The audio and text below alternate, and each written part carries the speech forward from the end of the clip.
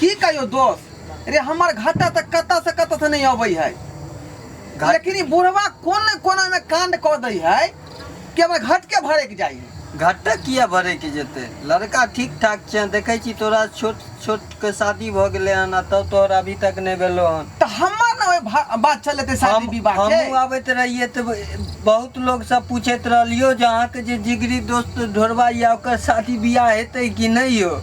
हमरो मजाक उड़बैत रहल तोरा दुआरे। आ तोरा छोट तो देखी हम छिए ना, हमरा शादी के 5 साल 7 साल भ गेले हन। कहिया नहीं कॉलेज रहती है, कहलियो नहीं जखने घाटा कोनो अबै है त बीच में बुढ़वा अपन मामला फंसाबे लगै है। मामला फंसबो लगे। हाँ, चाहे कि हम ही शादी पहले कऽ ली। नहीं बुझे छियै माय के मरला कते दिन भ गेलै, अखनो जे बुढ़वा के मन भर छै है जे कत से दूसरा मुगी आबि जाए जे घर में बैठा ली। नहीं बुझली ओना बाप के अपन बाप के लोग बुराई नहीं करे है, लेकिन जाने छै हमरा बाप के बारे में 3 बेर हरिया में धरे ले है। 51,000 रुपया दंड दिलिए हम समाज के, बुझले।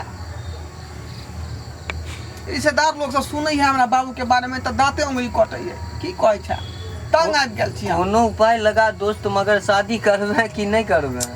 केना करबे, गार्जियन होते राजी तब ना। हम कहै छै जे की भेला उ जे घटक रहे फनामा चिनामा वाला, अपने से देखी